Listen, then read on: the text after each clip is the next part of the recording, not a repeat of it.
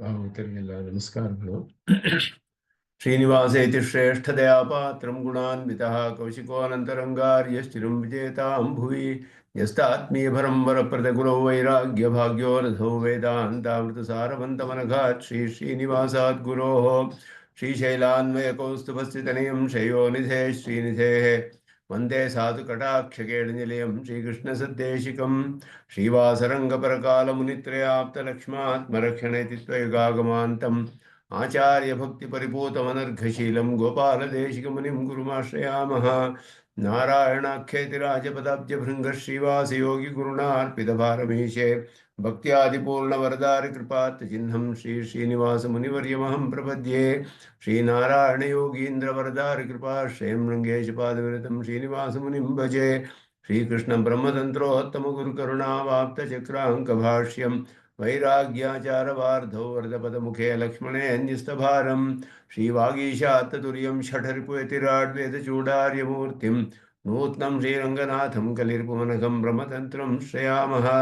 श्रीतुरगवदनपादौ सन्ततपरिचरणमात्रपरमार्थः येतु श्रीमानभिनवरङ्गेन्द्र ब्रह्मतन्त्रपरकालः श्रीमान् वेङ्कटनाथार्य कवितार्किककेसरी वेदान्ताचार्यवर्यो मे सन्निधत्तां सदा हृदि यो नित्यमच्युतपदां जयुग्मरुक्मं व्यामोहतस्तरितराणि दिनाय मेने अस्मद्गुरोर्भगवतोऽस्य देकसिन्धो रामानुजस्य चरणौ शरणं प्रपद्ये।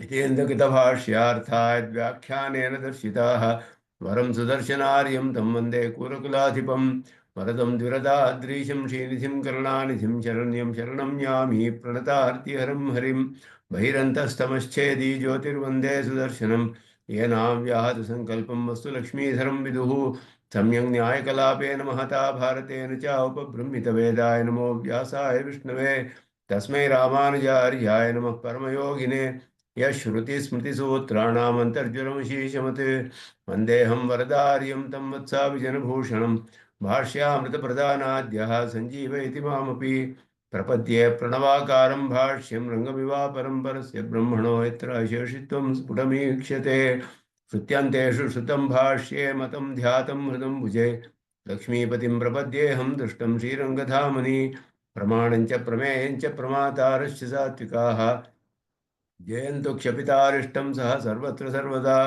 अविस्मृतास्तु गम्भीरा रामानुजमुनेर्गिरः दर्शयन्तु प्रसादेन स्वभावमखिलं दृढं श्रीरङ्गेशाज्ञया लब्धव्याससंज्ञं सुदर्शनं वाचा विजयनः पुत्रं भाष्यभक्तिरजूजुरत् गुरुभ्योऽर्थश्रुतशब्दैः तत्प्रयुक्तैश्च योजितः सौकर्याय बुभुत्सूनां सङ्कलय्य प्रकाश्यते ककृत्स्नं वेत्ति भाष्यार्थं श्रुतांशस्थिते कृतिः आढ्यै काकणिके वैशानोपेक्ष्या भाष्यवित्तमैः भाष्यं चेद्वरुणोत्सैम्यतिपतिर्व्याख्यानवाचां तथा गाम्भीर्यादनवस्थितिर्मितमतिः दूरे जनसद्गिरां प्रष्टव्यकथमीश्वरः सैननप्रत्यक्षरूपो दृशां तद्भाष्यं स च भाष्यकृत् स च हरिः सम्यक् प्रसीदन्तु नः। ॐ शन्नो मित्रशं वरुणः शन्नो भवत्वर्यमा शन्न इन्द्रो बृहस्पतिः शन्नो विष्णुरुक्रमः नमो ब्रह्मणे नमस्ते वायो त्वमेव प्रत्यक्षं ब्रह्मासि त्वामेव प्रत्यक्षं ब्रह्म वदिष्यामि ऋतं वदिष्यामि सत्यं वदिष्यामि तन्मामवतु तद्भक्तारमवतु अवतु माम् अवतु वक्तारम्। ॐ शान्ति शान्ति शान्तिः। अखिल भुवन जन्मस्थेव भंगादिलीलैवनतविविधभूतव्रातरक्षैकदीक्षे श्रुतिशिरसि विदीप्ते ब्रह्मणि श्रीनिवासे भवतु मम परस्मिन् श्रीभक्तिरूप पाराशर्यवचस्सुधामुपनिषद्दुग्धाब्धिमध्योद्धृतां संसाराग्निविदीपनं व्यपगतप्राणात्मसञ्जीविनीं पूर्वाचार्यसुरक्षितां बहुमतिव्याघातदूरस्थितामानीतां तु निजाक्षरैः सुमनसो बहुमाः पिबन्त्वन्महम्। श्रीमते रामानुजाय नमः।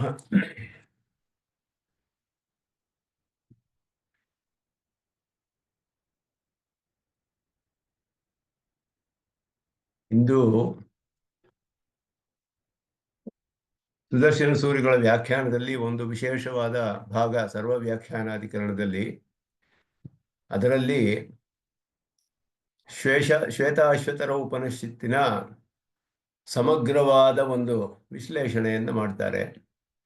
ಮಾಡಿ ಹೇಗೆ ಶ್ವೇತಾಶ್ವತರ ಉಪನಿಷತ್ತು ಪರಿಪೂರ್ಣವಾಗಿ ನಾರಾಯಣ ಪರ ಅನ್ನೋದನ್ನ ಇಲ್ಲಿ ಪ್ರಮಾಣಪೂರ್ವಕವಾಗಿ ನಿರೂಪಣೆ ಮಾಡ್ತಾರೆ. ಬಹಳ ಅದ್ಭುತವಾದ ಭಾಗ.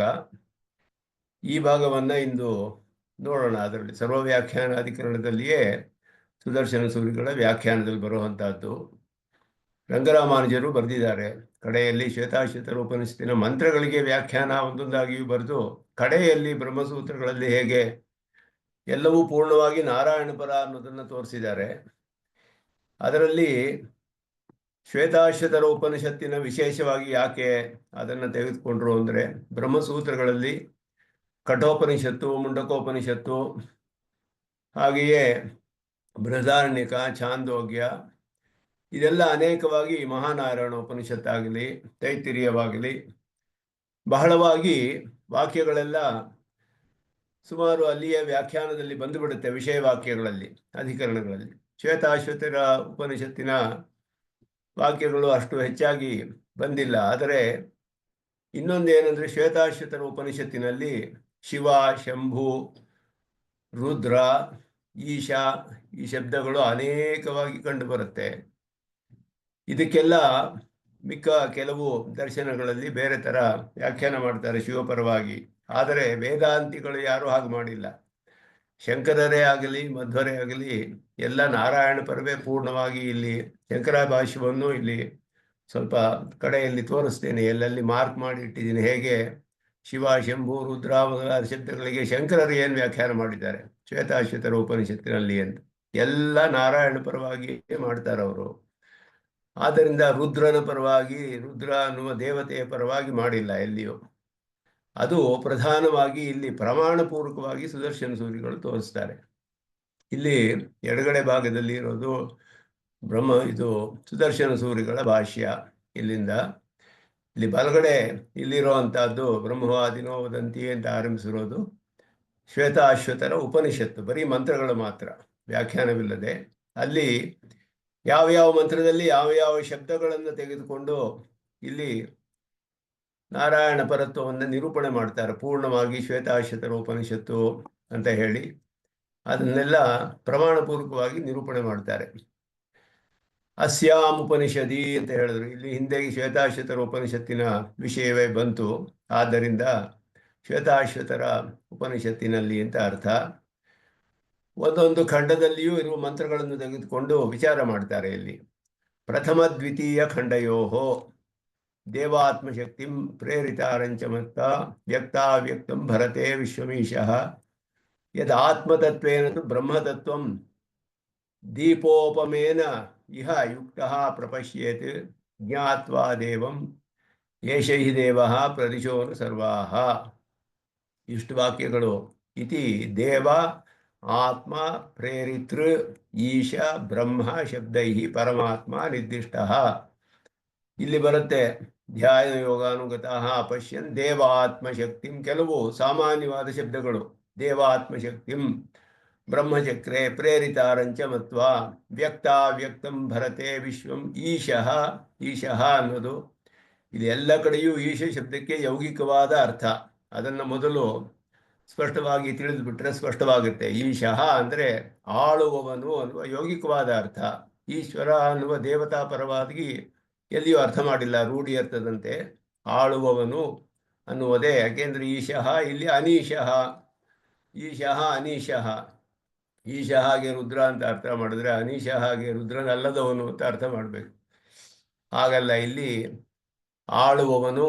ಅನೀಶಃ ಅಂದರೆ ಅವನಿಗೆ ವಶನಾದವನು, ಅಸ್ವತಂತ್ರನಾದವನು, ಹಾಗೆ ಅರ್ಥ ಬರುತ್ತೆ. ಈ ಮಂತ್ರಗಳಲ್ಲಿ ಬರುವ ಶಬ್ದಗಳು ಅನಂತಶ್ಚಾತ್ಮ ವಿಶ್ವರೂಪೋ ಹಿ ಅಕರ್ತ ಜ್ಞಾತ್ವಾ ದೇವಂ ಪ್ರೇರಿತಾರಂಚ ಮತ್ವಾ. ಇದೆಲ್ಲ ಈ ಉಪನಿಷತ್ತಿನಲ್ಲಿ ಬರುವ 2 ಅಧ್ಯಾಯಗಳಲ್ಲಿ. ಯದಾತ್ಮತತ್ವೇನ ತು ಬ್ರಹ್ಮತತ್ವಂ ದೀಪ ಉಪಮೇನ ಇಹ ಯುಕ್ತಃ ಪ್ರಪಶ್ಯೇತ್ ಜ್ಞಾತ್ವಾ ದೇವಂ ಏಷ ಹಿ ದೇವಃ ಪ್ರದಿಶೋನು ಸರ್ವಾಃ. ಈ ವಾಕ್ಯಗಳನ್ನು ಮೊದಲು, ಇದೆಲ್ಲ ಸುಲಭವಾಗೇ ಇದೆ, ಇದೆಲ್ಲ ಸ್ಪಷ್ಟವಾಗಿ ತಿಳಿಸುತ್ತೆ. ಇದು ಹೇಗೆ ಪರಮಾತ್ಮನು ನಿರ್ದಿಷ್ಟನಾಗಿದ್ದಾನೆ ಇದರಲ್ಲಿ ಅಂತ ಹೇಳಿದ್ರೆ, ತೇಚ ದಿವ್ಯೋ ದೇವ ಏಕೋ ನಾರಾಯಣ. ದೇವವು ಅಂತ ಹೇಳೋದು ನಾರಾಯಣನ ಪರವಾಗಿ ಹೇಳಲ್ಪಟ್ಟಿದೆ. ವಿಶ್ವಂ ನಾರಾಯಣಂ ದೇವಂ ಅಕ್ಷರಂ ಪರಮಂ ಪ್ರಭುಂ. ಆತ್ಮ ನಾರಾಯಣ ಪರಹ. ದೇವ, ಆತ್ಮ ಮೊದಲಾದ ಶಬ್ದಗಳು ಅಕ್ಷರ. ದೇವ ಅನ್ನೋದು ಇಲ್ಲೂ ದೇವಂ ಅಕ್ಷರಂ. ಅಂಗುಷ್ಟ ಮಾತ್ರ ಪುರುಷ ಅಂಗುಷ್ಟಂಚ ಸಮಾಶ್ರಿತ. ಈಶಃ, ಈಶ ಶಬ್ದ ಸರ್ವಸ್ಯ ಜಗತಃ. ಏನ ಅಕ್ಷರಂ ಪುರುಷಂ ವೇದ ಸತ್ಯಂ ಪ್ರೋವಾಚತಾಂ ತತ್ವತೋ ಬ್ರಹ್ಮ ವಿದ್ಯಾಂ.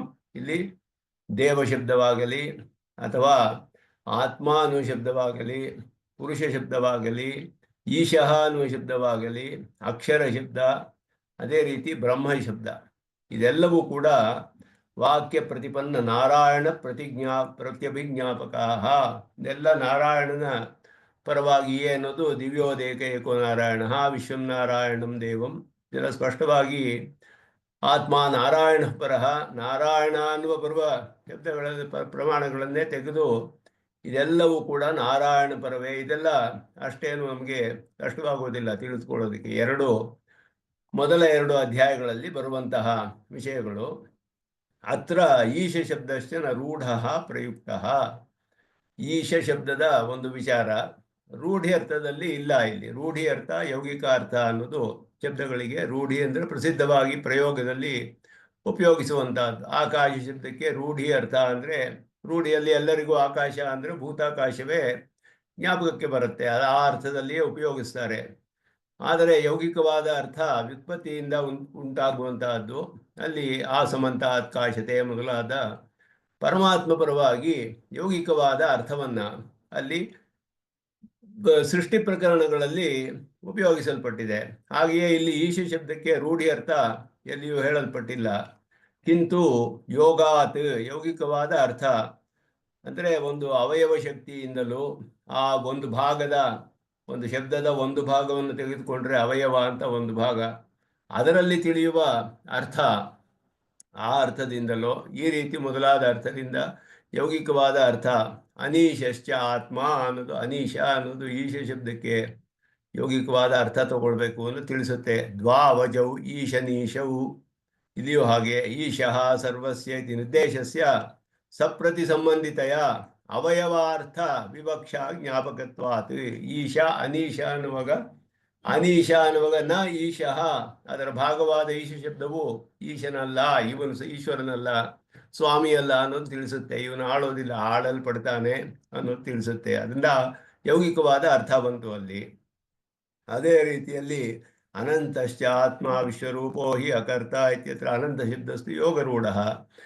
ಯೌಗಿಕವೋ ರೂಢ ಎರಡೂ ಹೇಳ್ಬೋದು. ಅದರಲ್ಲಿ ರೂಢಿ ಅವಿವಕ್ಷಾ ನಿಮಿತ್ತ ಸಪ್ರತಿಯೋಗಿಕ ನಿರ್ದೇಶ ಅಭಾವಾತ್. ಕೆಲವು ಯೋಗರೂಢ ಅಂತಾನೂ ಇದೆ, 2 ಅರ್ಥಗಳಲ್ಲಿಯೂ ಬರುವ ಸಾಧ್ಯತೆ ಇದೆ. ಅದರಲ್ಲಿ ಅನಂತ ಅನ್ನುವ ಶಬ್ದ ಸತ್ಯಂ ಜ್ಞಾನಂ ಅನಂತಂ ಬ್ರಹ್ಮ ಮೊದಲಾದ ಹೇಳಲ್ಪಟ್ಟಿದೆ.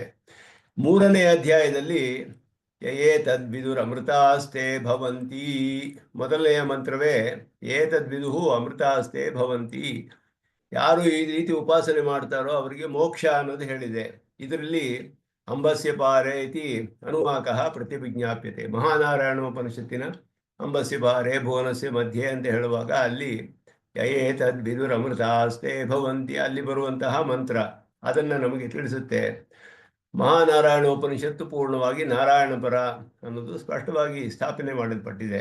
ಅದು ಪರಮಪುರುಷ ವಿಷಯ, ಅದು ಸ್ಪಷ್ಟವಾಗಿ ಸ್ಥಾಪಿಸಲ್ಪಟ್ಟಿದೆ. ಉಪಕ್ರಮ ಭಗವತ್ಪರ.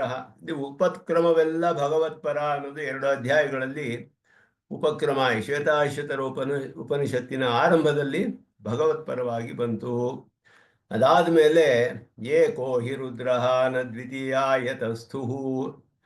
ಏಕೋ ಹಿ ರುದ್ರ ಇಸ್ಯರ್ಥ ಅನಂತರಂ, ಇದಾದ ಮೇಲೆ ಬರುವುದು ವಿಶ್ವತಶ್ಚಕ್ಷುರುತ ವಿಶ್ವತೋ ಮುಖ ಇತ್ಯಾದಿ ಮಂತ್ರಶ್ಚ ಭಗವತ್ ಪ್ರತ್ಯವಿಜ್ಞಾಪಕ ತಸ್ಯ ವಿದ್ಯುದ್ವರ್ಣ ಪುರುಷ ವಿಷಯತ್ವಾತ್. ಇದು ಮಹಾನಾರಾಯಣ ಉಪನಿಷತ್ತಲ್ಲಿಯೇ ಬರುತ್ತೆ. ವಿಶ್ವತಶ್ಚಕ್ಷುರುತ ವಿಶ್ವತೋ ಮುಖೋ ವಿಶ್ವತೋ ಹಸ್ತ ಉತ ವಿಶ್ವತಸ್ಪಾತ್ ಬಾಹುಭ್ಯಾಂ ನಮತಿ ಸಂಪತತ್ರೈಹಿ ಅಂತ ಇಲ್ಲಿ ಧಮತಿ ಸಂಪತತ್ರೈಹಿ ದ್ಯಾವಾ ಪೃಥಿವೀ ಜನೇನ್ಯೇಕಃ. ದ್ಯಾವಾ ಪೃಥಿವೀ ಜನೇನ್ಯಚ ಚೀಷ್ಣೋದ್ಯೋ ಸಮವರ್ತತ. ಇದು ಪುರುಷ ಸೂಕ್ತದ ಅರ್ಥ. ಪದ್ಭ್ಯಾಂ ಭೂಮಿತಿ ವಾಕ್ಯ ಪ್ರತ್ಯವಿಜ್ಞಾಪಕಂ. ಪುರುಷ ಸೂಕ್ತದಲ್ಲಿ ಹೇಳುವ ಸೃಷ್ಟಿಯನ್ನ ಜ್ಞಾಪಿಸುತ್ತೆ ಇದು. ಮತ್ತೆ ಯೋ ದೇವಾನಾಂ ಇತಿ ವಾಕ್ಯಂ ಅನುವಾದ ರೂಪಮಿತಿ ಸ್ಫುಟಂ. ಯಹ ಅಂತ ಹೇಳುವಾಗ ದೇವಾನಾಂ ಪ್ರಭವಶ್ಚ ಉದ್ಭವಶ್ಚ ವಿಶ್ವಾಧಿಪೋ ರುದ್ರೋ ಮಹರ್ಷಿ. ವಿಶ್ವಾಧಿಪ ರುದ್ರ ಮಹರ್ಷಿ. ದೇವಾನಾಂ ಪ್ರಭವಶ್ಚ ಉದ್ಭವಶ್ಚ, ದೇವತೆಗಳನ್ನೆಲ್ಲ ಸೃಷ್ಟಿ ಮಾಡುವವನು. ಸ್ಪಷ್ಟವಾಗಿ ಇಲ್ಲಿ ತಿಳಿಯುತ್ತೆ. ಇದರಲ್ಲಿ ನಾವು ಒಂದು ಒಂದು ವಿಶೇಷವನ್ನು ನೋಡಬೇಕು. ಶಂಕರ ಭಾಷ್ಯದಲ್ಲಿ ನೋಡಿದ್ರೆ, ಇದು ಶಂಕರ ಭಾಷ್ಯವನ್ನು ಮಧ್ಯೆ ಮಧ್ಯೆ ತೋರಿಸ್ತೇನೆ. ಅಲ್ಲಿ ಕ್ಷರಂ ಪ್ರಧಾನಂ ಅಮೃತಾಕ್ಷರಂ ಹರಹ ಅಂತ ಬರುತ್ತೆ. ಹರ ಶಬ್ದಕ್ಕೆ ಹೇಗೆ ಅರ್ಥ ಮಾಡ್ತಾರೆ ಅವರು ಅಂತ ಹೇಳುವಾಗ, ಅವಿದ್ಯಾದೇಹೇ ಹರಣಾತ್ ಪರಮೇಶ್ವರ ಹರಹ ಅಂದ್ರು. ಅಮೃತಂ ಚ ತದಕ್ಷರಂ ಅಮೃತಾಕ್ಷರಂ ಅಮೃತಂ ಬ್ರಹ್ಮ ಈಶ್ವರ ಇತ್ಯರ್ಥಃ. ಬ್ರಹ್ಮೈವ ಈಶ್ವರ, ಬ್ರಹ್ಮನೇ ಕ್ಷರಾತ್ಮಾನು ಪ್ರಧಾನ ಪುರುಷವು ಈಶತೆ. ಈಷ್ಟೇ ಪ್ರಧಾನವನ್ನು ಪುರುಷನನ್ನು ಆಳುವವನು ಅಂತ ಅರ್ಥ ಮಾಡಿದ್ರು. ಕ್ಷರ ಹರಹ ಅನ್ನುವ ಶಬ್ದಕ್ಕೆ ಅವರು ಇದೇ ರೀತಿಯಲ್ಲಿಯೇ ಶಬ್ದಗಳಿಗೆಲ್ಲ ಅರ್ಥ ಮಾಡ್ತಾರೆ. ಅಲ್ಲಲ್ಲಿ ಮಾರ್ಕ್ ಮಾಡಿದ್ದೀನಿ ಶಂಕರ ಭಾಷ್ಯದಲ್ಲೂ ಹೇಗೆ ಅವರು ಎಲ್ಲೆಲ್ಲಿ ಈ ಶಬ್ದಗಳಿಗೆಲ್ಲ ಬರುವ ಅರ್ಥವನ್ನು ಹೇಗೆ ಮಾಡ್ತಾರೆ. ಎಲ್ಲರೂ ಕೂಡ ನಾರಾಯಣ ಪರವಾಗಿಯೇ ಶ್ವೇತಾಶ್ವತರ ಉಪನಿಷತ್ತಲ್ಲಿ ಬರುವ ಶಿವ ಮೊದಲಾದ ಏಕೋ ಹಿ ರುದ್ರ ನ ದ್ವಿತೀಯ ಯತಸ್ತು, ಇದು ಮುಂದೆ ಬರುತ್ತೆ. ಅದಕ್ಕೆ ಹೇಳಿದ್ರು ಅದ್ವಿತೀಯ ಪರಮಾತ್ಮ, ಏಕಃ ಅಂತ ಹೇಳಿದ್ರು ಅದ್ವಿತೀಯ ಪರಮಾತ್ಮ. ಅದುವೇ ಅದ್ವಿತೀಯತ್ವ ಲಿಂಗ, ಅದು ಸ್ಪಷ್ಟವಾಗಿ ತಿಳಿಸುತ್ತೆ. ಯೋ ದೇವಾನಾಂ ಪ್ರಭವಶ್ಚ ಉದ್ಭವಶ್ಚ ವಿಶ್ವಾಧಿಪೋ ರುದ್ರೋ ಮಹರ್ಷಿ ಅಂತ ಹೇಳೋ ಶಬ್ದ. ಅದಕ್ಕೆ ಯಾತೆ ರುದ್ರ ಶಿವಾತನು ಅಘೋರ ಅಪಾಪನಾಶಿನಿ ಅಪಾಪಕಾಶಿನಿ. ಅದಕ್ಕೆ ಯೋ ದೇವಾನಾಂ ಇಂದ್ರಾದೀನಾಂ ಸ್ಪಷ್ಟವಾಗಿ ಮಾಡಿದ್ರು ಇಲ್ಲಿ. ಪ್ರಭವ ಹೇತು ಉದ್ಭವ ಹೇತುಶ್ಚ ವಿಶ್ವಸ್ಯ ಅಧಿಪಃ ವಿಶ್ವಾಧಿಪಃ ಮಹಾಂಶ್ಚ ಸೌಋಷಿಶ್ಚ ಮಹರ್ಷಿ ಸರ್ವಜ್ಞ ಇತ್ಯರ್ಥಃ. ಅಥವಾ ಶಿವ ಅಂದ್ರೆ ಶುದ್ಧ ಅಂತ ಅರ್ಥ ಮಾಡಿದ್ರು. ಅವಿದ್ಯಾ ತತ್ಕಾರ್ಯ ವಿನಿರ್ಮುಕ್ತ ಸಚ್ಚಿದಾನಂದ ದ್ವಯ ಬ್ರಹ್ಮರೂಪ ನತು ಘೋರ, ಘೋರವಲ್ಲ ಶುದ್ಧವಾದದ್ದು. ಶಂ ಸುಖಂ ತನೋತಿ. ಈ ರೀತಿ ಎಲ್ಲ ಶಿವಶಬ್ದಕ್ಕೆ ರುದ್ರ ಶಬ್ದಕ್ಕೆ ಹೇಗೆ ಅರ್ಥ ಮಾಡ್ತಾರೆ ಶಂಕರಾಚಾರ್ಯರು, ಹೀಗೆ ಮಾಡ್ತಾರೆ. ಸರ್ವಗತ ಶಿವ ಅಂತ ಅರ್ಥ ಬಂತು. ಪ್ರಾಪ್ತಿ ಈಶಾನಃ ಜ್ಯೋತಿರವ್ಯಯ ಸರ್ವವ್ಯಾಪಿ ಭಗವಾನ್ ಐಶ್ವರ್ಯಾದಿ ಸಮಷ್ಟಿ. ವಿಷ್ಣು ಪುರಾಣ ಶ್ಲೋಕ ಹೇಳ್ತಾರೆ, ಐಶ್ವರ್ಯಸ್ಯ ಸಮಗ್ರಸ್ಯ ಧರ್ಮಸ್ಯ ಯಶಸ ಶ್ರಿಯ ಜ್ಞಾನ ವೈರಾಗ್ಯೋಶ್ಚೈವ ಷಣ್ಣಾಂ ಭಗ ಇತೀರಣ. ಭಗವಾನ್ ಶಬ್ದಕ್ಕೆ ಭಗವತ್ ಶಬ್ದಕ್ಕೆ ಭಗ ಅನ್ನುವುದು. ಭಗವಾನ್ ಐಶ್ವರ್ಯಾದಿ ಸಮಷ್ಟಿ ಸರ್ವವ್ಯಾಪಿ ಸತ್ವಸ್ಯ ಪ್ರವರ್ತಕ ಪ್ರೇರಯಿತ ಈಶಾನಃ ಈಶಿತ. ಯೌಗಿಕವಾದ ಅರ್ಥ. ಇದು ನೋಡಿದ್ರೆ ನಮಗೆ ಸ್ಪಷ್ಟವಾಗಿ ಈ ರೀತಿ ಪೂರ್ಣವಾಗಿ ಶಂಕರ ಭಾಷ್ಯವನ್ನ ಅಲ್ಲಲ್ಲಿ ನೋಡಿದ್ರೆ ಸ್ಪಷ್ಟವಾಗಿ ತಿಳಿಯುತ್ತೆ ನಮಗೆ ಹೇಗೆ ಅವರು ಹೇಗೆ ಅರ್ಥ ಮಾಡ್ತಾರೆ.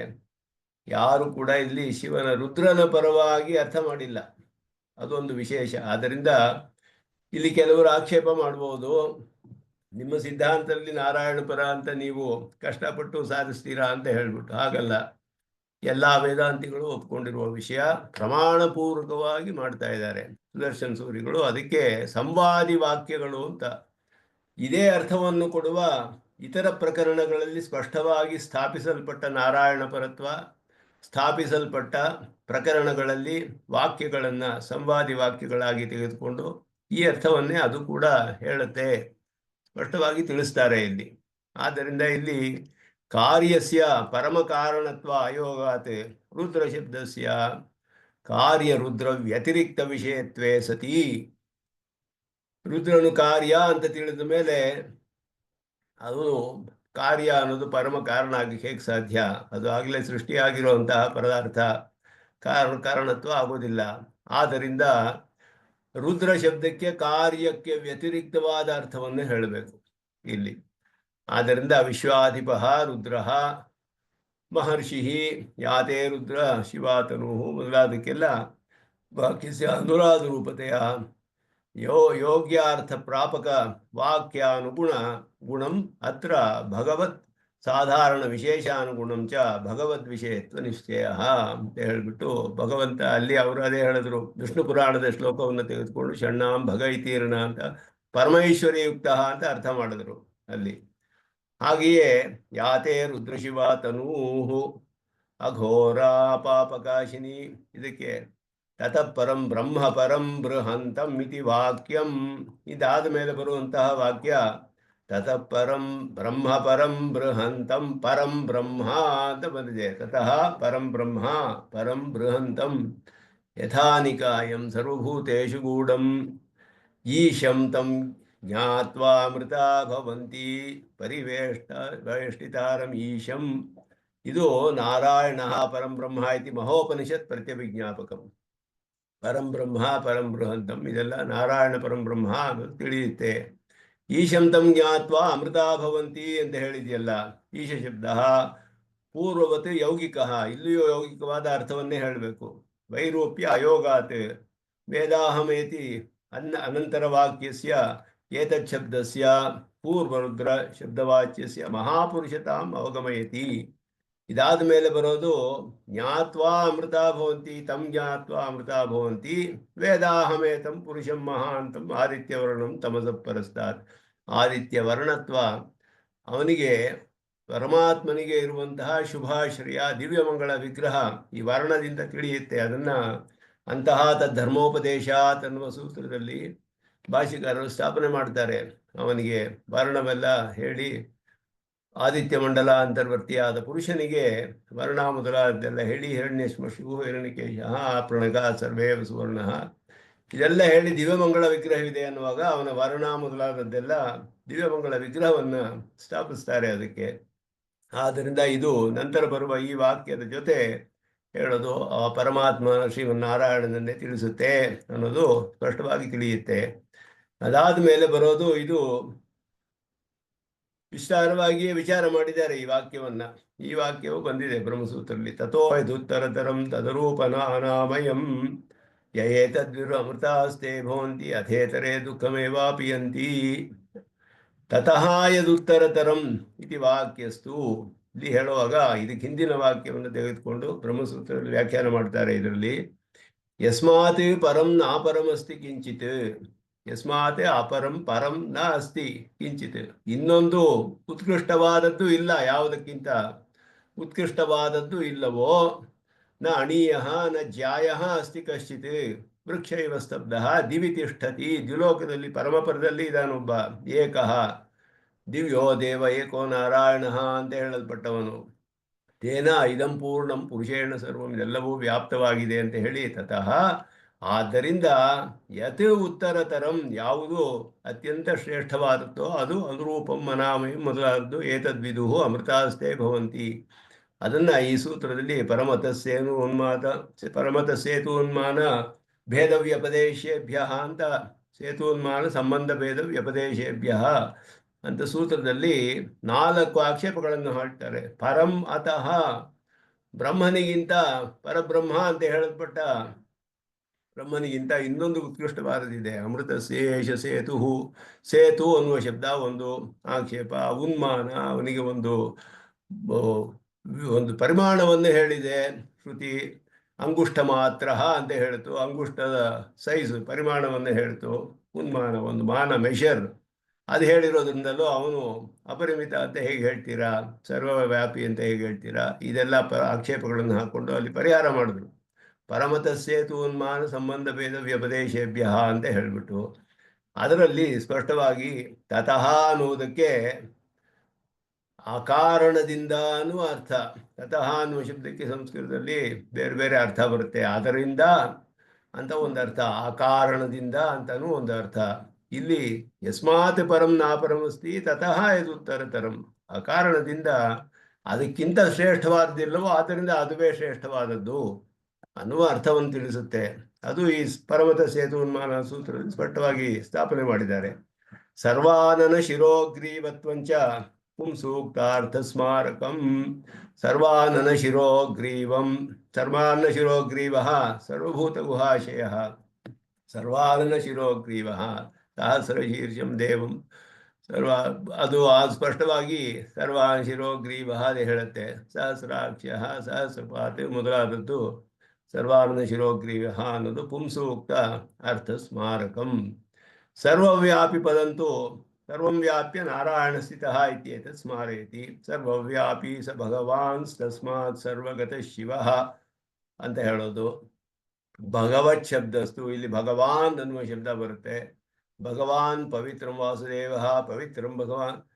ತೀರ್ಥವನ್ನ ಶುದ್ಧಿ ಮಾಡುವಾಗ ಹೇಳ್ತೀವಿ ನಾವು, ತೀರ್ಥ ತಗೊಂಡು ಅದನ್ನ ಮುಟ್ಟಿ ಈ ಮಂತ್ರವನ್ನು ಹೇಳಿ ಆ ತೀರ್ಥಕ್ಕೆ ಶುದ್ಧಿ ಉಂಟು ಮಾಡ್ತೀವಿ. ಭಗವಾನ್ ಪವಿತ್ರಂ ವಾಸುದೇವ ಪವಿತ್ರಂ ಚಿರದಾರಂ ಸಹಸ್ರದಾರಂ ಮೊದಲಾದಂತೆ ಹೇಳ್ತೀವಿ.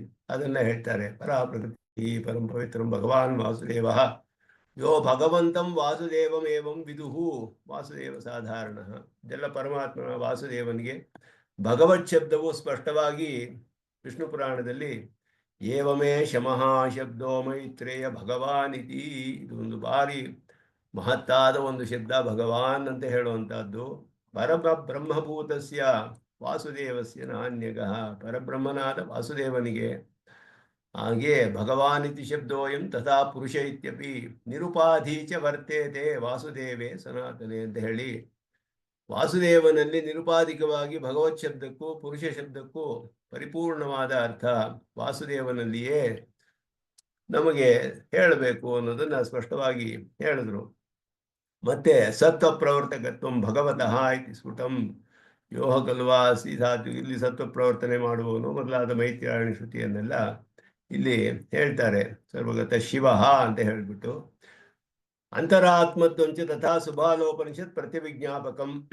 ಪುರುಷ ಅಂತರಾತ್ಮ ಅಂಗುಷ್ಟ ಮಾತ್ರ ಪುರುಷೋ ಅಂತರಾತ್ಮ ಸದಾ ಜನಾನಾಂ ಹೃದಯ ಸನ್ನಿವಿಷ್ಟ. ಅಂತರಾತ್ಮತ್ವ ಸುಬಾಲೋಪನಿಷತ್ತಲ್ಲಿ ಸರ್ವಭೂತ ಅಂತರಾತ್ಮ, ದಿವ್ಯೋ ದೇವ ಏಕಃ ನಾರಾಯಣ ಅದು ಸ್ಪಷ್ಟವಾಗಿ ಹೇಳಿದೆ. ಹೃದಾ ಮನ್ಮೀಶೋ ಮನಸಾ ವಿಕ್ಲುಪ್ತೋ ಏತದ್ವಿದುರಮೃತ.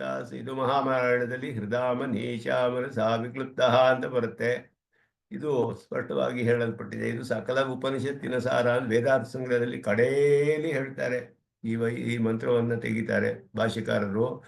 ಹೃದಾ ಮನೀಶ ಮನಸಾ ವಿಕೃಪ್ತ ಅಂತ ಹೇಳಿದಾಗ ಭಕ್ತ್ಯಾಚ ಧೃತ್ಯಾಚ ಸಮಾಹಿತಾತ್ಮ ಅಂತ ಹೇಳಿ ಅದರಲ್ಲಿ ಜ್ಞಾನ ಸ್ವರೂಪಂ ಪರಿಪಶ್ಯತೀಹ ಅಂತ ಮಹಾಭಾರತದ ವಾಕ್ಯವನ್ನು ತೆಗಿತಾರೆ. ಮಹಾಭಾರತದ ಶ್ಲೋಕ ಈ ಮಂತ್ರವನ್ನು ತೆಗೆದು ಸರ್ವ ಉಪನಿಷತ್ತಿನ ಸಾರ ಅಂತ ಹೇಳ್ತಾರೆ. ಭಕ್ತಿಯ ಒಂದು ಪ್ರಾಧಾನ್ಯತೆ ತಿಳಿಸಕ್ಕೆ ಹೃದಾ ಮನೀಷ ಅನ್ನೋದು ಭಕ್ತಿಯಾತ ಧೃತ್ಯಾಚ ಮೊದಲಾದ್ದು ಶಮದಮಾದಿಗಳಿಂದ ಕೂಡಿದ ಪ್ರೀತಿಪೂರ್ವಕವಾದ ಧ್ಯಾನ ಭಕ್ತಿ, ಅದುವೇ ಜ್ಞಾನ ಸ್ವರೂಪಂ ಪರಿಪಶ್ಯತಿ ಅನ್ನೋದನ್ನ ಅರ್ಥ ಮಾಡ್ತಾರೆ.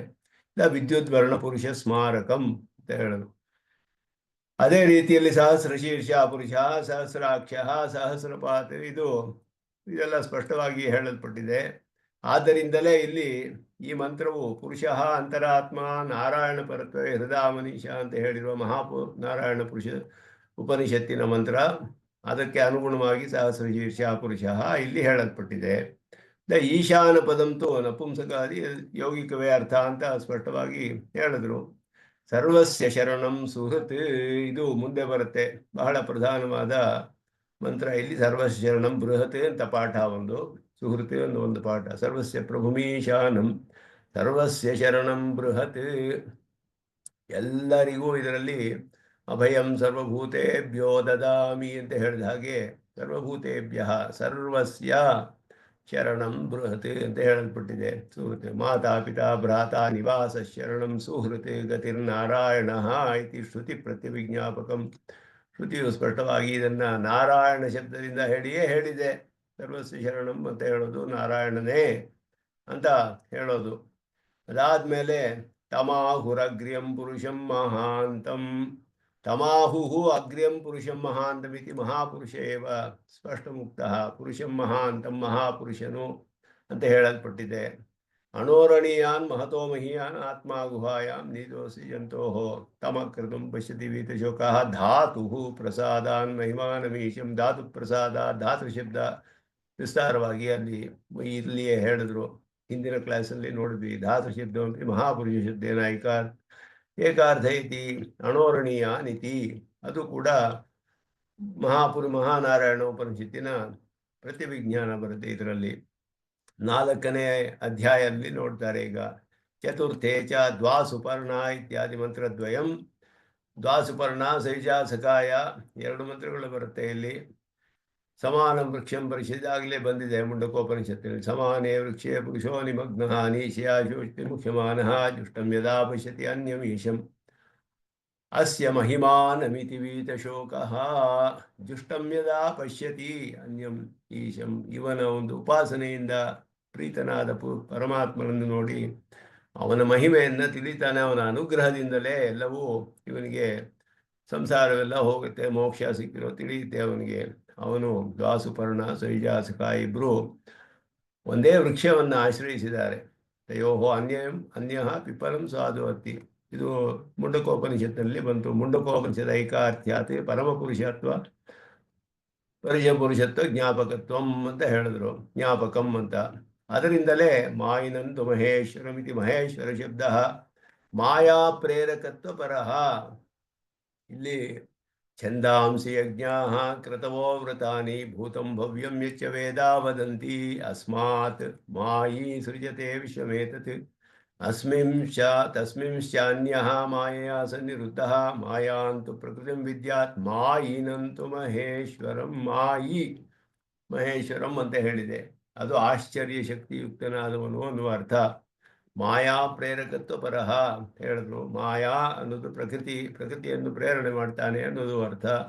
ಆಶ್ಚರ್ಯ ಶಕ್ತಿ ಉಳ್ಳವನು ಅನ್ನುವ ಅರ್ಥ ಬರುತ್ತೆ. ಇದೆಲ್ಲ ಅರ್ಥಗಳು ಬರುತ್ತೆ. ಪ್ರಕೃತಿ ಎನ್ನುವ ಅರ್ಥವೂ ಇದೆ, ಮಾಯಾ ವೈನಂ ಜ್ಞಾನಂ ಅಂತ ಜ್ಞಾನ ಅನ್ನುವ ಅರ್ಥವೂ ಇದೆ. ಈ ಅರ್ಥಗಳೆಲ್ಲ ಇಲ್ಲಿ ಹೇಳಿರೋದು. ಮಾಯಾ ಪ್ರೇರಕತ್ವ ಮಹೇಶ್ವರ ಶಬ್ದವು ಅದಕ್ಕೆ ಅನುಗುಣವಾಗಿ ಅರ್ಥ ಮಾಡಬೇಕು. ಸರ್ವಲೋಕ ಮಹೇಶ್ವರಂ ಕ್ಷೀರೋದಸ್ಯೋತ್ತರಂ ತೀರಂ ಜಗ್ಮುಹು ಲೋಕಹಿತಾರ್ಥಿನಃ ಇತಸ್ತದ್ವಾರಂ ಇತ್ಯಾರಭ್ಯ ವಾಕ್ಯಂ ಸುಸ್ಥೋ ಮಹೇಶ್ವರ.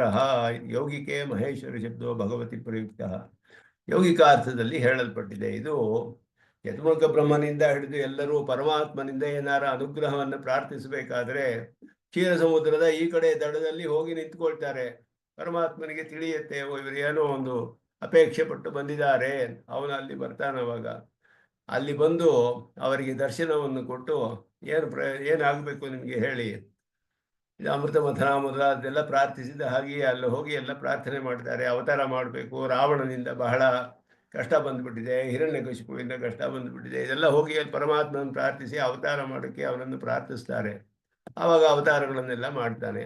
ಅಲ್ಲಿ ಹೇಳಿರುವಾಗಲಿ ಮಹೇಶ್ವರ ಶಬ್ದವು ಯೌಗಿಕಾರ್ಥದಲ್ಲಿ ಭಗವಾನ್ ಇನ್ನು ನಾರಾಯಣನಲ್ಲಿಯೇ ಪ್ರಯುಕ್ತವಾಗಿದೆ ಅಂತ ಹೇಳಿದ್ರು. ಅದಾದಮೇಲೆ ಸಂಚ ವಿಚೈತಿ ಸರ್ವಂ ಯೋ ದೇವಾನಾಂ ಪ್ರಭವಶ್ಚ ಉದ್ಭವಶ್ಚ ರುದ್ರಾ ಮಹರ್ಷಿ ಅಂತ ಹೇಳಿದ್ರು. ಇಲ್ಲಿ ಯಸ್ಮಿನ್ ಇದಂ ಸಂಚ ವಿಚೈತಿ ಸರ್ವಂ. ಸಂಚಯೇತಿ ವಿಚಯೇತಿ ಸಮೇತಿ ವಿಯೇತಿ ಅಂತ ಅರ್ಥ. ಸಂ ಏತಿ ಸಮೇತಿ ವಿ ಏತಿ ವ್ಯೇತಿ ಅಂತ. ಸಮೇತಿ ಅಂದರೆ ಅವನಲ್ಲಿ ಹೋಗಿ ಸೇರಿಕೊಳ್ಳುತ್ತೆ, ಸಂಹರಿಸ್ತಾನೆ. ವ್ಯೇತಿ ಅಂದರೆ ವ್ಯಷ್ಟಿ, ಸೃಷ್ಟಿ ಮಾಡ್ತಾನೆ ಅವನು ಎಲ್ಲವನ್ನು ಅಂತ ಅರ್ಥ. ಸಂಚ ವಿಚ ಏತಿ ಸಮೇತಿ ವ್ಯೇತಿ ಅಂತ ಅಲ್ಲಿ ಉಪಸರ್ಗಗಳು ಬೇರೆ ಬೇರೆಯಾಗಿ ಶ್ರುತಿಗಳಲ್ಲಿ ಹೀಗೆ ಬರುತ್ತೆ. ಇದು ಮಹಾನಾರಾಯಣೋಪನಿಷತ್ತಲ್ಲೂ ಇದು ಸ್ಪಷ್ಟವಾಗಿ ಹೇಳಲ್ಪಟ್ಟಿದೆ ಇದೇ ಮಂತ್ರವು. ಅದನ್ನು ಇಲ್ಲಿ ಯಸ್ಮಿನ್ ಇದಂ ಸಂಚ ವಿಚೈತಿ ಸರ್ವಂ ಯಸ್ಮಿನ್ ದೇವಾದಿ ವಿಶ್ವೇ ನಿಷೇಧು ಅನ್ನೋದಲ್ಲಿ ಸರ್ವಸ್ಯ ನಿಯಂತೃತ್ವಂ ಈಶಾನ ಶಬ್ದೇನ ಉಚ್ಯತೆ. ಈಶಾನ ಎಲ್ಲವನ್ನು ತಮೀಶಾನಂ ವರದಂ ದೇವಮೀಡ್ಯಂ. ವರದ ಅಂತಾನೆ ಹೇಳಿಬಿಟ್ರು ಇಲ್ಲಿ. ದೇವಮೀಡ್ಯಂ ಅವನು ಆರಾಧಿಸಲ್ಪಡುವವನು, ಪೂಜಿಸಲ್ಪಡುವವನು. ದೇವಂ ಅಂತ ಹೇಳಿ ನಿಚಾಯ್ಯ ಇಮಾಂ ಶಾಂತಿಮತ್ಯಂತ ಮೇತಿ. ನಿಚಾಯ್ಯ ಧ್ಯಾನ ಮಾಡಿ, ಅವನು ಉಪಾಸನೆ ಮಾಡಿ ಅಂತ ಅರ್ಥ. ಅಲ್ಲಿಯೂ ಈಶಾನ ಶಬ್ದದಿಂದ ಪರಮಾತ್ಮನು ಎಲ್ಲವನ್ನು ನಿಯಮನ ಮಾಡ್ತಾನೆ, ಈಶ್ವರನಾದವನು ಸ್ಪಷ್ಟವಾಗಿ ಹೇಳಲ್ಪಟ್ಟಿದೆ. ಹಿಂದೆ ಹೇಳಲ್ಪಟ್ಟ ಅಂಗುಷ್ಟ ಮಾತ್ರ ಪುರುಷ ಅಂತರಾತ್ಮೇತಿ ಯುಕ್ತತ್ವಾತ್ ಈಶಾನೋ ಭೂತಭವ್ಯಸ್ಯ ಇತಿ ಈಶಾನಸ್ಯ ಪ್ರತಿಸಂಬಂಧಿ ಅಭಿಧಾಯೇನ ರೂಢಿ ವಿರಹಾವಗಮಾತ್ ಭೂತಭವ್ಯ ಶಬ್ದ ನಿರ್ದಿಷ್ಟಸ್ಯ ಈಶ ಶಬ್ದ ಸರ್ವ ಇಹ ಸರ್ವಶಬ್ದೇನ ಪ್ರತಿಪನ್ನತ್ವಾಚ. ಅದು ಕೂಡ ಇಲ್ಲಿ ಸ್ಪಷ್ಟವಾಗಿ ತಿಳಿಯುತ್ತೆ. ಎಲ್ಲವನ್ನೂ ಅಂತ ಹೇಳಿದೆ ಇಲ್ಲಿ. ಯೈಷೇ ಅಸ್ಯ ದ್ವಿಪದಃ ಚತುಷ್ಪದಃ ಮುಂದೆ ಬರುತ್ತೆ ಇಲ್ಲಿ. ತಮೀಶಾನಂ ವರದಂ ನಿಚಾಯೇಮಾಂ ಶಾಂತಿಂ ಯೋ ಯೋನಿಂ ಯೋನಿಮಧಿಷ್ಠತ್ಯೇಕಂ ಯಸ್ಮಿನ್ನಿದಂ ಚ ಸರ್ವಂ ವಿಚ ಸಂಚ ವಿಚೈತಿ ಸರ್ವಂ. ಸರ್ವಶಬ್ದವನ್ನೇ ಹೇಳ್ತಾರೆ ಇಲ್ಲಿ. ಸರ್ವಶಬ್ದ ಸ್ಪಷ್ಟವಾಗಿ ಭೂತ ಭವ್ಯ ಶಬ್ದ ನಿರ್ದಿಷ್ಟವಾದ ಎಲ್ಲವನ್ನೂ ತಿಳಿಸುತ್ತೆ ಅನ್ನೋದನ್ನ ಹಿಂದೆ ಭೂತಭವ್ಯ ಎಲ್ಲ ಹೇಳಿದ್ರು. ಅಲ್ಲಿ ಈಶಾನೋ ಭೂತಭವ್ಯಸ್ಯ ಅಂತ ಹೇಳಿದ್ರು. ಆದ್ದರಿಂದ ಇಲ್ಲಿ ಯೈಶೋಸ್ಯ ದ್ವಿಪದಶ್ಚತುಷ್ಪದಃ ಕಸ್ಮೈ ದೇವಾಯ ಹವಿಷಾ ವಿಧೇಮ ಇತ್ಯನೇನ ಹಿರಣ್ಯಗರ್ಭ ಇತ್ಯಾದಿ 4 ಋಕ್ಕುಗಳು, ಅಷ್ಟರ್ಚ 8 ಋಕ್ಕುಗಳು. ಅಷ್ಟರ್ಚ ತುಲ್ಯ ವಿಷಯತ್ವಂ. ಅಷ್ಟರ್ಚ ಅಂದರೆ 8 ಋಕ್ಕುಗಳು.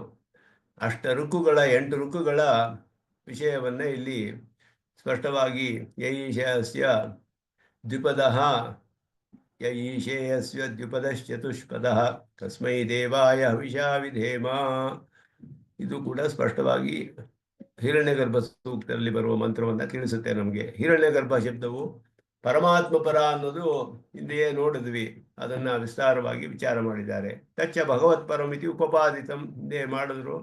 ಏವಂ ಭಗವತ್ಪರ ಅನೇಕ ಉಪನಿಷದ ಐಕಾರ್ಥ್ಯ ಪ್ರತೀತೆ ಜ್ಞಾತ್ವಾ ಶಿವಂ ಶಿವ ಏವ ಕೇವಲಃ ಇತಿ ಶಿವಶಬ್ದದ್ವಯಂ ತತ್ಪರಮೇವ ಜ್ಞಾತ್ವಾ ಶಿವಂ ಶಾಂತಿಮತ್ಯತ್ವಮೇತಿ ಅಂತ ಹೇಳಿದ್ರು. ಮೇಲೆ ಶಿವ ಏವ ಕೇವಲಃ ಅಂತ ಬರುತ್ತೆ. ಇಲ್ಲಿ ನ ಸತ್ ನ ಚ ಸತ್ ಶಿವ ಏವ ಕೇವಲಃ ಹೃದಾ ಮನೀಷಾ ಮನಸಾ ವಿಕ್ಲುಪ್ತಾ ತದಕ್ಷರಂ ತತ್ಸವಿತುರ್ವರೆಣ್ಯಂ ಶಿವ ಏವ ಕೇವಲಃ. ಇದಕ್ಕೆಲ್ಲ ಪರಮಾತ್ಮ ಅಂತಲೇ ಶಂಕರರು ಅರ್ಥ ಮಾಡಿದ್ದಾರೆ. ಎಲ್ಲಿಯೂ ರುದ್ರ ಪರವಾಗಿ ಅರ್ಥ ಮಾಡಿಲ್ಲ ಇದೆಲ್ಲದಕ್ಕೂ ಕೂಡ. ಆದ್ದರಿಂದ ಇದು ಎರಡು ಕೂಡ ಶಿವಶಬ್ದವು ಪರಮಾತ್ಮ ಪರವೇ ಅನ್ನೋದು ಸ್ಪಷ್ಟವಾಗಿ ತಿಳಿದು ಬರುತ್ತೆ. ಮುಹು ಅಭ್ಯಸ್ಯಮಾನಸ್ಯ ಅಪಿ ಶಿವಶಬ್ದಸ್ಯ ರೂಢಾರ್ಥತ್ಯಾಗ ಆಕಾರ ಶಬ್ದಸ್ಯ ಇವ ಉಪಪನ್ನ. ಈ ಶಿವಶಬ್ದ 2 ಸತಿ ಬಂದಿದೆಯಲ್ಲ, ಹೇಗೆ ರೂಢಿ ಅರ್ಥನ ಬಿಡ್ತೀರಾ ಅಂತ ಹೇಳಿದ್ರೆ, ಆಕಾಶ ಶಬ್ದವು ಹಾಗೆಯೇ ಆಕಾಶ ಇತಿ ಹೋವಾಚ ಸರ್ವಾಣಿ ಹವಾಯಿಮಾನಿ ಭೂತಾನಿ ಆಕಾಶಾದೇವ ಸಮುತ್ಪದ್ಯಂತೆ ಆಕಾಶಂ ಪ್ರತ್ಯಸ್ಯಂತಿ ಆಕಾಶೋ ಹಿ ಏವ ಏಭ್ಯೋ ಜಾಯಾನ್ ಆಕಾಶ ಪರಾಯಣಂ. ಎಷ್ಟು ಸತಿ ಆಕಾಶ ಶಬ್ದ ಬಂತು ಇಲ್ಲಿ. ಇಲ್ಲಿಯೂ ಅಭ್ಯಾಸ ಅಂದರೆ ರಿಪಿಟೇಷನ್ನು. ಆಕಾಶ ಶಬ್ದ ಅಭ್ಯಸ್ತ ಅಂತ 2 ಸತಿ ರಿಪೀಟ್ ಆಗಿರೋದ್ರಿಂದ ಅದನ್ನ ಯಾಕೆ ಪರಮಾತ್ಮ ಪರವಾಗಿದ್ರು 1 ಸತಿ ಹೇಳಿದ್ರೆ ಸಾಕಾಗಿತ್ತು, 2 ಸತಿ ಹೇಳಿರೋದು ರುದ್ರ ಪರವಾಗಿ ಯಾಕೆ ಅರ್ಥ ಮಾಡಬಾರ್ದು? ಈ ರೀತಿ ಆಕ್ಷೇಪಗಳು ಬರೋಕ್ಕೆ ಸಂಭವವಿದೆ. ಅದನ್ನೆಲ್ಲ ಇಲ್ಲಿ ವಿಚಾರ ಮಾಡ್ತಾರೆ. ಕಿಂಚ ಸರ್ವವ್ಯಾಪಿ ಚ ಭಗವಾನ್ ತಸ್ಮಾತ್ ಸರ್ವಗತ ಶಿವ ಇತ್ಯಯಂ ಶಿವಶಬ್ದ. ಯಾವುದನ್ನು ಬಿಡದೆ ಎಲ್ಲವನ್ನು ವಿಚಾರ ಮಾಡ್ತಾರೆ ಇಲ್ಲಿ. ಸರ್ವವ್ಯಾಪಿ ಚ ಭಗವಾನ್ ತಸ್ಮಾತ್ ಸರ್ವಗತ ಶಿವ ಅನ್ನುವಾಗ ಪ್ರಾಕರಣಿಕ ಶಿವಶಬ್ದಾನ ಮಾಂಗಲ್ಯ ಅಭಿಪ್ರಾಯತ್ವಮೇವ ದರ್ಶಯತಿ, ಮಂಗಳವಾದದ್ದು ಅನ್ನುವ ಅರ್ಥವನ್ನ ತಿಳಿಸುತ್ತೆ ಅದು. ಮತ್ತೆ ಸರ್ವಗತತ್ವೇಪಿ ಭಗವತ್ ಶಬ್ದವಾಚ್ಯತ್ವಾತ್ ನಿರ್ದೋಷ ಇತಿ ತಸ್ಯಾರ್ಥ. ಅಂದರೆ ಎಲ್ಲವನ್ನು ವ್ಯಾಪಿಸಿದ್ದರೂ ಕೂಡ ಪರಮಾತ್ಮನಿಗೆ ಯಾವ ದೋಷವೂ ಇಲ್ಲ ಅನ್ನೋದನ್ನ ಶಿವಶಬ್ದವು ಶುದ್ಧ ಮಂಗಳ ಮೊದಲಾದ ಅರ್ಥಗಳಲ್ಲಿ ಅಲ್ಲಿ ತೋರಿಸಲ್ಪಟ್ಟಿದೆ ಅಂತ ಹೇಳಿದ್ರು. ಅನ್ಯಥಾ ಸರ್ವವ್ಯಾಪಿ ಸರ್ವಗತ ಶಬ್ದಯೋ ಪುನರುಕ್ತಿ ಪ್ರಸಂಗಾತ್. ಇಲ್ಲದೆ ಹೋದರೆ ಪುನರುಕ್ತಿ ಎನ್ನುವ ದೋಷ ಬರುತ್ತೆ. ಆದ್ದರಿಂದ ಶಿವಶಬ್ದವನ್ನ ಮಂಗಳ ಸೂಚಕವನ್ನ ಅರ್ಥವಾಗಿ ತಿಳಿದುಕೊಳ್ಬೇಕು ಅಂದ್ರು. ತದಕ್ಷರಂ ತತ್ಸವಿತುರ್ವರೆಣ್ಯಂ ಧ್ರುವಂ. ತದಕ್ಷರಂ ತತ್ಸವಿತುರ್ವರೆಣ್ಯಂ ಧ್ರುವಂ ವರೆಣ್ಯಂ ಪ್ರಜ್ಞಾಚ ತಸ್ಮಾತ್ ಪ್ರಸ್ತುತ ಪುರಾಣಿ ಅನ್ನೋದು ಅಕ್ಷರಂ ಪರಮಂ ಪ್ರಭುಂ. ಇದು ಮಹಾನಾರಾಯಣ ಉಪನಿಷತ್ತು. ತತ್ಸವಿತುರ್ವರೆಣ್ಯಂ ಧ್ರುವಮಚಲಂ ಅಮೃತಂ ವಿಷ್ಣು ಸಂಜ್ಞಂ ಸರ್ವಾಧಾರಂ ಧಾಮೇತಿ ಶ್ರುತಿದ್ವಯ ಐಕಾರ್ತ್ಯ ಅವಗಮ್ಯತೆ. 2 ಶ್ರುತಿಗಳಲ್ಲಿ ಸ್ಪಷ್ಟವಾಗಿ ಹೇಳಿರುವುದು ತತ್ಸವಿತುರ್ವರೆಣ್ಯಂ. ಸವಿತೃ ಶಬ್ದವು ವಿಷ್ಣುವಾಚಕ, ವಿಷ್ಣುವನ್ನ ಹೇಳುತ್ತೆ. ಗಾಯತ್ರಿ ಮಂತ್ರದಲ್ಲಿಯೂ ಹಾಗೆಯೇ ಸವಿತೃ ಶಬ್ದವು ವಿಷ್ಣುವನ್ನು ತಿಳಿಸುತ್ತೆ. ಹೃದಾ ಮನೀಷೇತಿ ವಾಕ್ಯಂ ನೈನಮೂರ್ಧ್ವಂ ಇತ್ಯಾದಿ ಮಂತ್ರದ್ವಯಂ ಚ ಮಧ್ಯಗತ ವಾಕ್ಯಸ್ಥ ಶಿವಶಬ್ದಸ್ಯ ಪರಮಪುರುಷ ವಿಷೇತಾಂ ಜ್ಞಾಪಯತಿ. ಹೇಗೆ ವಿಶ್ಲೇಷಣೆ ಮಾಡ್ತಾರೆ ಪೂರ್ಣವಾಗಿ ಅನ್ನೋದು ಇಲ್ಲಿ. ಹೃದಾ ಮನೀಷಾ ಮನಸಾ ವಿಕ್ಲಿಪ್ತ ಅನ್ನೋದು ಬಂತು. ನೈನಮೂರ್ಧ್ವಂ ನ ತಿರ್ಯಂಚಂ ಅಂತ ಬಂತು. ಇದೆರಡು ಮಹಾನಾರಾಯಣ ಉಪನಿಷತ್ತಿನ ವಾಕ್ಯಗಳು. ಇದರ ಮಧ್ಯ ಬರುವ ಶಿವಶಬ್ದವು ಪರಮಾತ್ಮ ವಿಷಯವಾಗಿರಬೇಕು. ಇಲ್ಲಿ ಪ್ರಕರಣ ವಿಚ್ಛೇದವಿಲ್ಲ. ಅದೇ ವಿಷಯವನ್ನೇ ಇಲ್ಲಿಯೂ ಮುಂದುವರಿಸ್ತಾ ಇರೋದು. ಆದ್ದರಿಂದ ಇದೆಲ್ಲವೂ ಕೂಡ ಪರಮಾತ್ಮ ಪರವಾಗಿ ಅರ್ಥ ಮಾಡಬೇಕು. ಇಲ್ಲಿಯೂ ಸವಿತೃ ಶಬ್ದವು ಹೇಳಲ್ಪಟ್ಟಿದೆ. ತತ್ಸವಿತುರ್ವರೆಣ್ಯಂ ಮೊದಲಾದದ್ದು. ಆದ್ದರಿಂದ ವಾಕ್ಯತ್ರಯಂ ಸಮುದ್ರಾಂತರ್ವರ್ತಿ ವಿದ್ಯುದ್ವರ್ಣ ಪುರುಷ ವಿಷಯಂ. ಸಮುದ್ರಾಂತರ್ವರ್ತಿ ವಿದ್ಯುದ್ವರ್ಣ ವಿಷಯ ಅಂತಸ ಅಂಬಸ್ಯ ಪಾರೆ ಭುವನಸ್ಯ ಮಧ್ಯೆ ಅಂತ ಹೇಳಲ್ಪಟ್ಟವನು. अतः मानस्तोकेति मन्त्रस्थ रुद्रशब्दः अपि अवयवशक्त्या अपर्यवसानाद्वा भगवद्विषयः मानस्तोकेतनये मान आयुषि मानो ಘೋಷಮಾನೋ ಅಶ್ವೇಷು ರೀರಿಷತ್ ಅಂತ ಬರುತ್ತೆ. ರೀರಿಷಃ ಅಂತ ಇಲ್ಲಿ ವೀರಾನ್ ಮಾನೋ ರುದ್ರ ಭಾಮಿತೋ ವಧೀಹಿ ಸಂಹಿತೆಯಲ್ಲೂ ಬರುವಂಥ ವಾಕ್ಯ ಇದು. ರುದ್ರ ಅಂತ ಶಬ್ದ ಬಂತು ಇಲ್ಲಿ. ಇದು ಕೂಡ ಅಪರ್ಯವಸಾನ ವೃತ್ತಿಯಿಂದ ಎಲ್ಲವೂ ಭಗವದಾತ್ಮಕ ಅಂತ ಹೇಳುವಂತಹ ಮಂತ್ರ. ಆದ್ದರಿಂದ ಇಲ್ಲಿ ರುದ್ರ ಶಬ್ದಕ್ಕೂ ಹಾಗೆಯೇ ಅರ್ಥ ಮಾಡಬೇಕು ಅಂತ ಅರ್ಥ ಮಾಡಿದ್ರು. ಆದ್ದರಿಂದ 5ನೇ ಅಧ್ಯಾಯದ ವಿಷಯವನ್ನು ತಗೊಳ್ತಾರೆ. ಈಗ ಪಂಚಮೇ ಪಿ ಪೂರ್ಣಿ ಹೇಗೆ ಶ್ವೇತಾಶ್ವತರ ಉಪನಿಷತ್ತಿನ ಪರಿಪೂರ್ಣವಾಗಿ ವಿಶ್ಲೇಷಣೆ ಮಾಡ್ತಾರೆ ಸುದರ್ಶನ ಸೂರಿಗಳು. ನಾರಾಯಣ ಪರತ್ವವೇ ಇಲ್ಲಿ ಬರುವ ಅನೇಕವಾಗಿ ಈಶಾ, ಶಿವ, ರುದ್ರ ಮೊದಲಾದ ಶಬ್ದಗಳೆಲ್ಲ ಬರುತ್ತಲ್ಲ, ಎಲ್ಲವೂ ಹೇಗೆ ವಿಕ್ಕ ಉಪನಿಷತ್ತಿಗಳ ವಾಕ್ಯಗಳನ್ನೆಲ್ಲ ತೋರಿಸಿ ಹೇಗೆ ಪರಮಾತ್ಮ ಪರವಾಗಿ ಮಾಡಬೇಕು. ಭಾವಾಭಾವಕರಂ ಶಿವಂ, ಇನ್ನೂ ಒಂದು ಶಿವ ಶಬ್ದ ಬಂತು, ಭಾವಾಭಾವಕರಂ ಶಿವಂ ಅಂತ ಹೇಳಿಬಿಟ್ಟು ಅದಕ್ಕೆ ಶಿವಶಬ್ದ ವ್ಯಾಖ್ಯಾತಃ, ಅಲ್ಲಿಯೂ ಇದಕ್ಕೆ ನಾರಾಯಣ ಪರವಾಗಿ ಅರ್ಥ ಮಾಡಬೇಕು ಅಂತ ಹೇಳಿಬಿಟ್ಟು ಷಷ್ಠೇ ಚ ಕಾಲಸ್ಯಾಪಿ ಪರಿಚ್ಛೇದಕ ಕಾಲಃ ಉಕ್ತ, ಕಾಲವನ್ನು ಪರಿಚ್ಛೇದಿಸುವಂತಹ ಕಾಲ ಪರಮಾತ್ಮನಿಗೆ ಕಾಲ ಅಂತಲೇ ಹೇಳ್ಬಿಟ್ಟಿದೆ. ಸ್ವಭಾವಮೇಕೆ ಕವಯೋ ವದಂತಿ ಕಾಲಂ ದಧಾನ್ಯೇ ಪರಿಗುಹ್ಯಮಾನಾಃ ದೇವಸ್ಯ ಏಷ ಮಹಿಮಾ ತು ಲೋಕೇನೇದಂ ಭ್ರಾಮ್ಯತೆ ಬ್ರಹ್ಮಚಕ್ರಂ. ಪರಮಾತ್ಮನ ಮಹಿಮೆ ಕಾಲವನ್ನು ಯಾರು ಕಾಲಕಾರ ಗುಣಿ ಸರ್ವವಿದ್ಯ ಮೊದಲಾದದ್ದೆಲ್ಲ ಕಾಲವನ್ನು ನಿಯಮಿಸುವವನು, ಅವನು ಪರಿಚಯಿಸುವಂತಹ ಪರಮಾತ್ಮನನ್ನ ಹೇಳಲ್ಪಟ್ಟಿದೆ 6ನೇ ಅಧ್ಯಾಯದಲ್ಲಿ. ಅಲ್ಲಿ ಭಗೇಶಂ ಅನ್ನೋ ಶಬ್ದ ಬರುತ್ತೆ. ಇದಕ್ಕೆಲ್ಲ ಭಗ ಶಬ್ದಕ್ಕೆ ರುದ್ರ ಅಂತ ಅರ್ಥ ಮಾಡಬೇಕೆ. ಐಶ್ವರ್ಯಾದೀನಾಂ ಷಣ್ಣಾಂ ಈಶಂ ಭಗೇಶಂ ಜ್ಞಾತ್ವಾ ಆತ್ಮಸ್ಥಂ ಅಮೃತಂ ವಿಶ್ವಧಾಮ. ಭಗ ಶಬ್ದಕ್ಕೆ 6, ಭಗವಾನ್ ಶಬ್ದದಲ್ಲಿ ಭಗ ಶಬ್ದಕ್ಕೆ ಹೇಳಲ್ಪಟ್ಟ ಐಶ್ವರ್ಯ ಸಮಗ್ರಸ್ಯ ಮೊದಲಾದದ್ದು ಷಣ್ಣಾಂ ಭಗೈತೀರಣ ಹೇಳಿದಾಗೆ ಐಶ್ವರ್ಯಾದಿ ನಿರ್ವಾಹಕತ್ವಸ್ಯ ನಿರಂಕುಶತ್ವಮೇವೋಕ್ತಂ, ಎಲ್ಲವನ್ನು ನಿರ್ವಾಹ ಮಾಡುವವನು ನಿರಂಕುಶತ್ವ ಮೊದಲಾದದ್ದೆಲ್ಲ ಇಲ್ಲಿ ಭಗೇಶಂ ಅನ್ನೋ ಶಬ್ದದಿಂದ ಹೇಳಲ್ಪಟ್ಟಿದೆ. ಅದು ಮುಂದೆ ಸ್ಪಷ್ಟವಾಗಿ ಇದೆ. ತಮ್ ಈಶ್ವರಾಣಾಂ ಪರಮಂ ಮಹೇಶ್ವರಂ ತಂ ದೇವತಾನಾಂ ಪರಮಂ ಚ ದೈವತಂ ಪತಿಂ ಪತೀನಾಂ. ಇಲ್ಲಿ ಪತಿತ್ವ ನಿರುಪಾಧಿಕವಾದ ಪತಿತ್ವ, ಎಲ್ಲರಿಗೂ ಪತಿಯಾದವನು. ಪತಿ ಅಂದರೆ ಶೇಷಿ ಅಂತ ಅರ್ಥ ಶ್ರುತಿಗಳಲ್ಲಿ. ಹಾಗೆಯೇ ದೇವತೆಗಳಿಗೂ ದೇವತೆಯಾದವನು, ಈಶ್ವರರಿಗೂ ಈಶ್ವರನಾದವನು ಮಹೇಶ್ವರ ಅಂತ ಹೇಳಲ್ಪಟ್ಟಿದೆ. ತಮೀಶ್ವರಾಣಂ ಪರಮಂ ಮಹೇಶ್ವರಂ. ಮಹೇಶ್ವರಂ ಇದು ಯೌಗಿಕ ನಿರ್ದೇಶ ನತು ರೂಢಾತ್ಪರ ಮಹಾಂಶ ಅಸು ಈಶ್ವರ ಅಂತ ಶಂಕರರು ಅರ್ಥ ಮಾಡಿದ್ರು ಮಹೇಶ್ವರ ಶಬ್ದಕ್ಕೆ. ಅದು ರುದ್ರ ಪರವಾಗಿ ಅರ್ಥ ಮಾಡಲಿಲ್ಲ. ಆದ್ದರಿಂದ ಯೌಗಿಕವಾದ ಅರ್ಥ ಮಹೇಶ್ವರನು.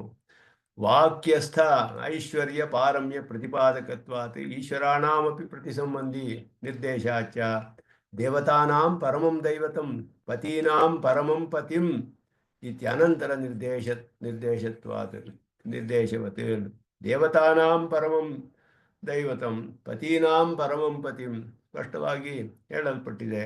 ಆದ್ದರಿಂದ ದೇವ ತತ್ವ ಪತಿತ್ವ ಪಾರಮ್ಯ ಪರಂ, ದೇವತಾತ್ವ ಪರಮ ಎಲ್ಲದರಲ್ಲಿಯೂ ಪಾರಮ್ಯವನ್ನು ಹೇಳುತ್ತೆ. ಅತ್ಯಂತ ಶ್ರೇಷ್ಠನಾದ ದೇವತೆ, ಅತ್ಯಂತ ಎಲ್ಲರಿಗೂ ಶೇಷಿಯಾದವನು ಮೊದಲಾದದ್ದು. ದೈವತಪತಿ ಶಬ್ದವು ನ ಕ್ವಚಿತ್ ದೇವತಾ ವಿಶೇಷ ರೂಢವು ಮಹೇಶ್ವರ ಶಬ್ದಶ್ಚ ತತ್ಸ್ಥಾನೀಯ ಏವ ಸ್ಫುಟಂ. ಎರಡು ಕೂಡ ಯೌಗಿಕವಾದ ಅರ್ಥವನ್ನೇ ತೆಗೆದುಕೊಳ್ಳಬೇಕೇ ಹೊರತು ಒಂದು ದೇವತೆಯ ವಿಶೇಷ ರುದ್ರ ಅನ್ನುವ ಅರ್ಥದಲ್ಲಿ ಬರೋದಿಲ್ಲ ಅಂದರು. ಅದಾದ್ಮೇಲೆ ನತಸ್ಯ ಕಾರ್ಯಂ ಕರಣಂಚ ವಿದ್ಯತೆ ನ ತತ್ ಸಮಶ್ಚಾಭ್ಯಧಿಕಶ್ಚ ದೃಶ್ಯತೆ ನ ತತ್ ಸಮಶ್ಚ ಪರಾಸ್ಯ ಶಕ್ತಿ ವಿವಿಧೈವ ಶ್ರೂಯತೆ ತತ್ ಪಾರಮ್ಯ ಉಪಪಾದನಂ. ಇಲ್ಲಿ ಹೇಳಲ್ಪಟ್ಟ ಈಶ್ವರಾಣಾಂ ಪರಮಂ ಮಹೇಶ್ವರಂ ದೇವತಾನಾಂ ಪರಮಂ ಚ ದೈವತಂ ಪತೀನಾಂ ಪರಮಂ ಪತಿಂ ಅಂತ ಹೇಳಿದ್ದು. ಅದರಿಂದಲೇ ಅವನಿಗೆ ಕಾರ್ಯಂ ಕರಣಂಚ ನ ವಿದ್ಯತೆ. ಕಾರ್ಯ ಅಂದರೆ ಶರೀರ, ಕರಣ ಅಂದರೆ ಇಂದ್ರಿಯಗಳು, ಶರೀರೇಂದ್ರಿಯಗಳಿಲ್ಲ ಅಂತ ಹೇಳಿದೆ. ಅವನು ಸಮನಾದವರು ಅಧಿಕರಾದವರು ಇಲ್ಲ. ಪರಾಸ್ಯ ಶಕ್ತಿ ವಿವಿಧೈವ, ಅವನಿಗೆ ಸ್ವಾಭಾವಿಕವಾದ ಜ್ಞಾನಶಕ್ತಿ, ಜ್ಞಾನಕ್ರಿಯೆ, ಬಲಕ್ರಿಯೆ ಮೊದಲಾದದ್ದೆಲ್ಲ ಸ್ವಾಭಾವಿಕವಾದದ್ದೇ. ಅನೇಕ ಪರಾಶಕ್ತಿಗಳು ಹೇಳಲ್ಪಟ್ಟಿದೆ. ಇದನ್ನು ಅಧಿಕರಣದಲ್ಲಿ ತೆಗಿತಾರೆ. ಒಂದು ಅಧಿಕರಣದಲ್ಲಿ ಶ್ರುತೇಸ್ತು ಶಬ್ದ ಮೂಲತ್ವಾತ್ ಅಂತ ಹೇಳಿ ಅವನಿಗೆ ಉಪಾದಾನ ಕಾರಣವೂ ಆಗ್ತಾನೆ. ಯಾವ ಪರಿಣಾಮವೂ ಇಲ್ಲ ಅಂತ ಹೇಗೆ ಹೇಳ್ತೀರಾ ಅಂದರೆ, ಪದಾರ್ಥಗಳಿಗೆ ಲೋಕದಲ್ಲಿ ವಿಚಿತ್ರವಾದ ಶಕ್ತಿ ಇದೆ. ಅಗ್ನಿಯ ದಾಹಕತ್ವ ಶಕ್ತಿ ನೀರಿಗಿಲ್ಲ, ನೀರಿನ ಶೈತ್ಯ ಅನ್ನೋದು ಅಗ್ನಿಗಿಲ್ಲ.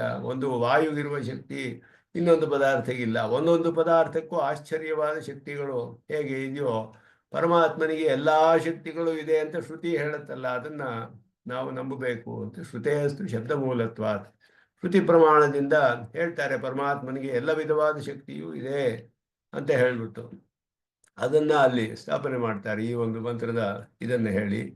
ಮುಂದೆ ಏಕೋ ದೇವ ಸರ್ವಭೂತೇಷು ಗೂಢ ಇತ್ಯಾದಿ ವಾಕ್ಯಸ್ಥ ವಿಶೇಷಣಾನಿ ಚ ನಾರಾಯಣ ಪ್ರತ್ಯಭಿಜ್ಞಾಪಕಾನಿ. ಸರ್ವವ್ಯಾಪಿ ಸರ್ವಭೂತಾಂತರಾತ್ಮ, ಎಲ್ಲ ನಾರಾಯಣನ ವಿಶೇಷಣಗಳೇ ಇಲ್ಲ. ಕರ್ಮಾಧ್ಯಕ್ಷ ಸರ್ವಭೂತಾದಿವಾಸ, ಸಾಕ್ಷಿ ಚೇತ ಕೇವಲ ನಿರ್ಗುಣಶ್ಚ.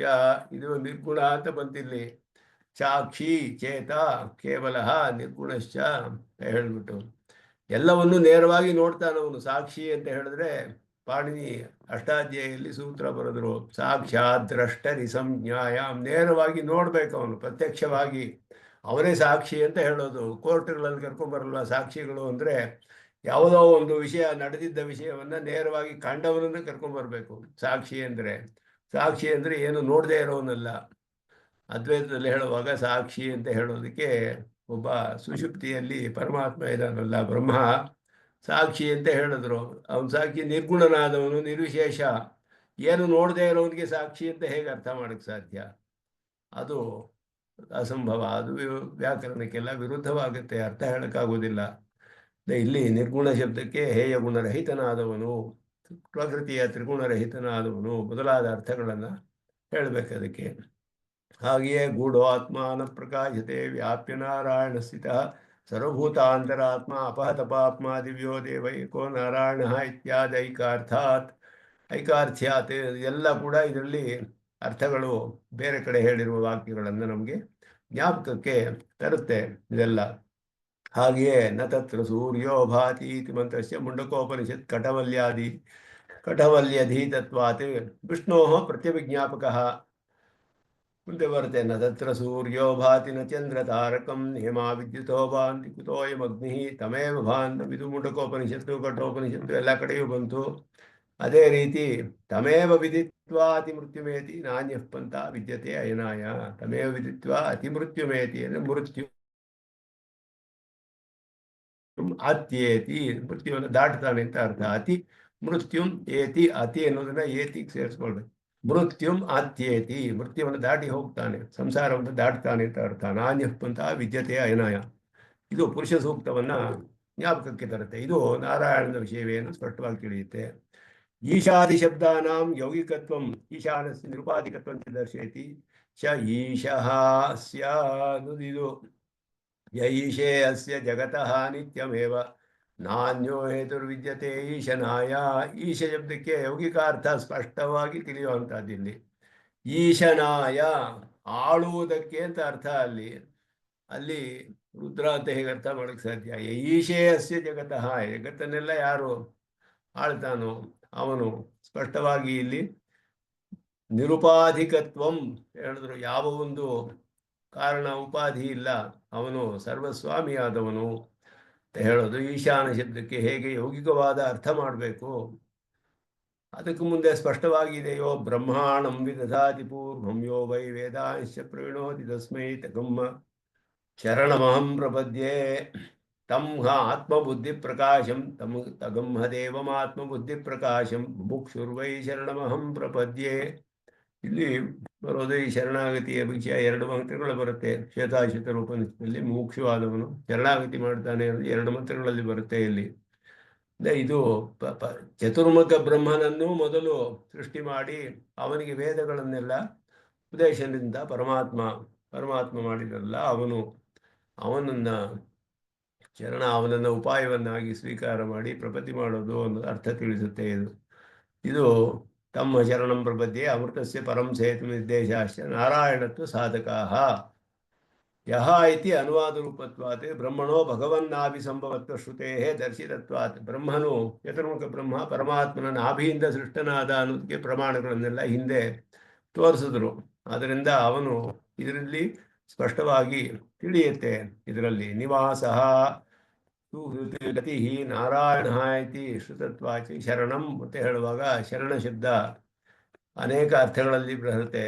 ಅಲ್ಲಿ ಗೃಹ ಅನ್ನುವ ಅರ್ಥದಲ್ಲಿ ಬರುತ್ತೆ, ರಕ್ಷಣೆ ಮಾಡುವವನು ಅಂತ ಬರುತ್ತೆ, ಮೊದಲಾದ ಉಪಾಯ ಅನ್ನುವ ಅರ್ಥದಲ್ಲಿಯೂ ಬರುತ್ತೆ.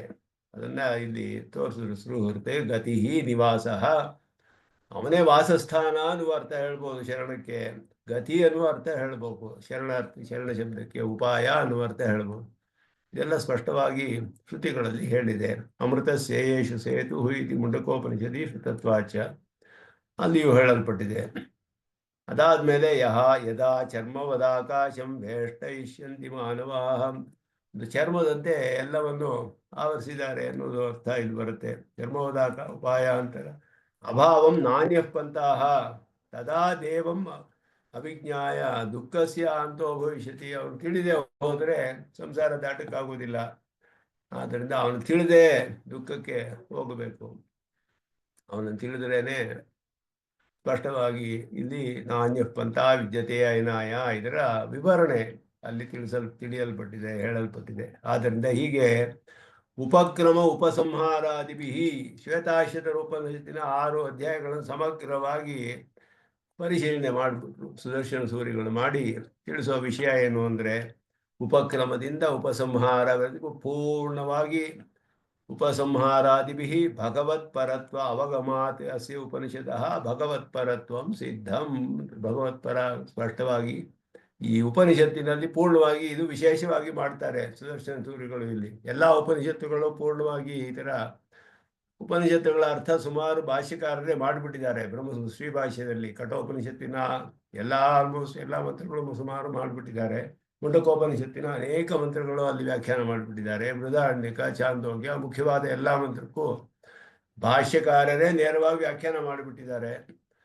ಅದಕ್ಕೆ ಮೇಲೆ ಸುಬಾಲೋಪನಿಷತ್ತಿನಲ್ಲಿ ಪೂರ್ಣವಾಗಿ ಹೇಗೆ ನಾರಾಯಣ ಪರತ್ವ ಇಲ್ಲಿ ಅದ್ಭುತವಾಗಿ ಸುದರ್ಶನ ಸೂರಿಗಳು ತೋರಿಸ್ತಾರೆ, ಭಗವತ್ಪರತ್ವ ಅಂತ ಹೇಳ್ಬಿಟ್ಟು. ಮಹಾಪುರುಷ ಶಬ್ದವಾಗಲಿ ಶಿವಶಬ್ದವಾಗಲಿ ಎಲ್ಲ ಕಡೆಯೂ ಇಲ್ಲಿ ಕೂಡ ಶಿವಪರತ್ವ ಇಲ್ಲ ಅಂತ ಹೇಳ್ಬಿಟ್ಟು.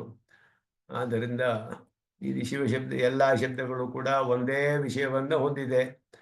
ಪರಮಪುರುಷ ಇತರ ವಿಷಯತ್ವ ಸಾಧಾರಣಸ್ಯ ಅಯೋಗ್ಯಾರ್ಥ ಶಬ್ದಸ್ಯ ಇಲ್ಲಿ ಹೇಳಿದ್ರು. ಮಿಕ್ಕಿದ ಅರ್ಥಗಳಲ್ಲಿ ಯಾವುದು ಮಾಡೋಕ್ಕಾಗೋದಿಲ್ಲ, ಎಲ್ಲ ಉಪನಿಷತ್ತುಗಳಿಗೂ ವಿರೋಧ ಬರುತ್ತೆ ಅವಾಗ ಅಂತ ಹೇಳ್ತಾ ಇದ್ದಾರೆ. ಬೇರೆ ಉಪನಿಷತ್ತುಗಳಲ್ಲಿ ಸ್ಥಾಪನೆ ಮಾಡಲ್ಪಟ್ಟ ಅರ್ಥಗಳಿಗೆಲ್ಲ ವಿರೋಧ ಬರುತ್ತೆ.